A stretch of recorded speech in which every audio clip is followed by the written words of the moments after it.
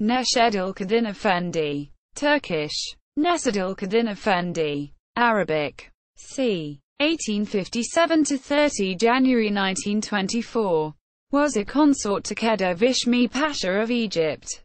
Early life. Born in 1857 in Caucasus, Neshedil was a Georgian, whose early childhood had been spent in the mountains.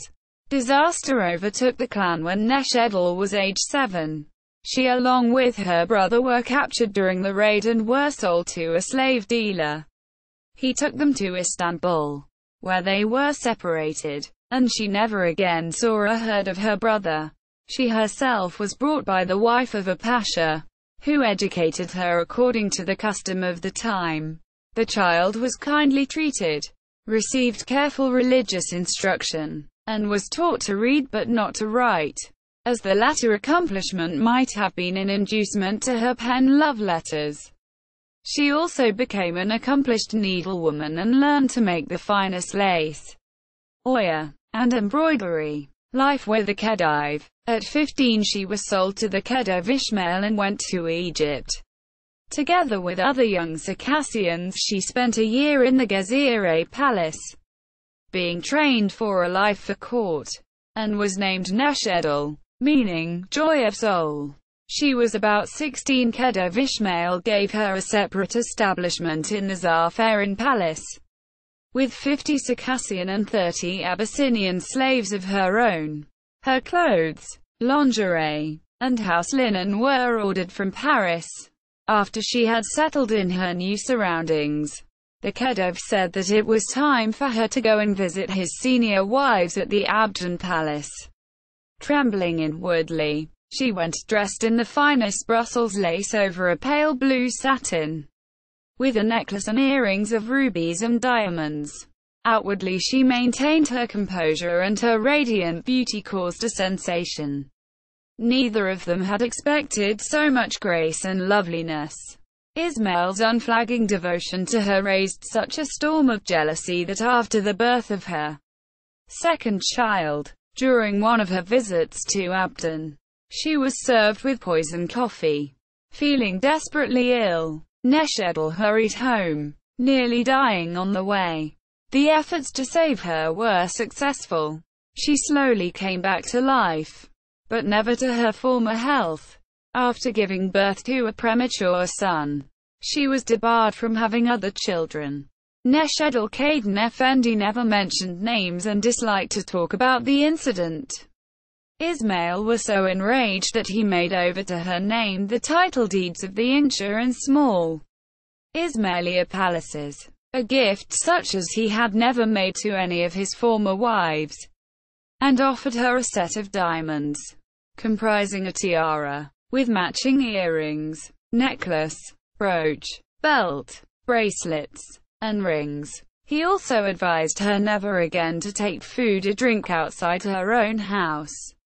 Contrary to his expectations, on receiving his gift Neshedil burst into tears, fell on her knees, and implored him not to give her anything that might cause further jealousy. She firmly refused the jewels, and only when threatened with the Khedive's displeasure reluctantly accepted the palaces.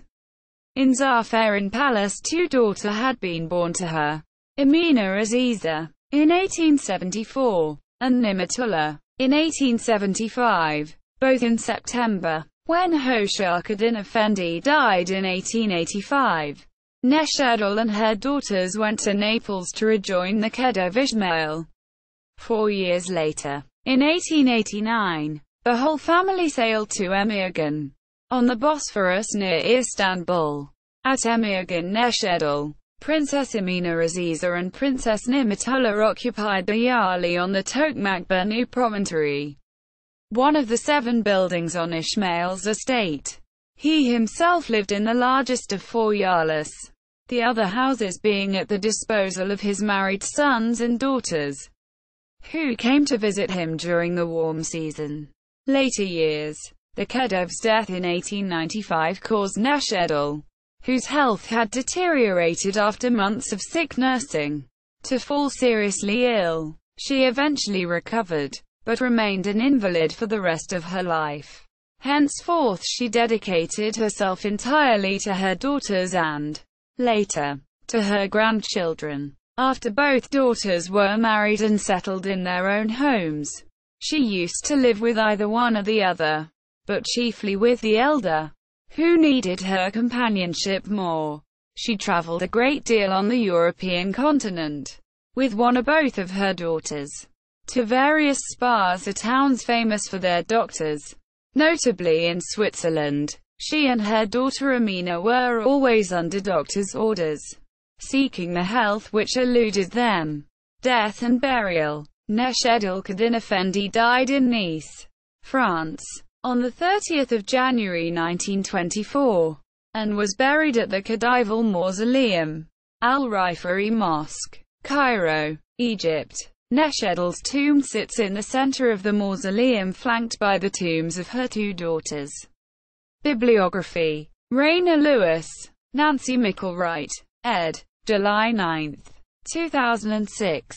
Gender, Modernity and Liberty. Middle Eastern and Western Women's Writings. A Critical Sourcebook. I.B. Taurus. ISBN 978-1-860-64956-1. Terence Waltz. Kenneth M. Kuno. January 1, 2010. Race and Slavery in the Middle East. Histories of Trans-Saharan Africans in 19th-century Egypt, Sudan, and the Ottoman Mediterranean. American University in Cairo Press. ISBN 978-9-774-16398-2. Hassan, 2000. In the House of Muhammad Ali.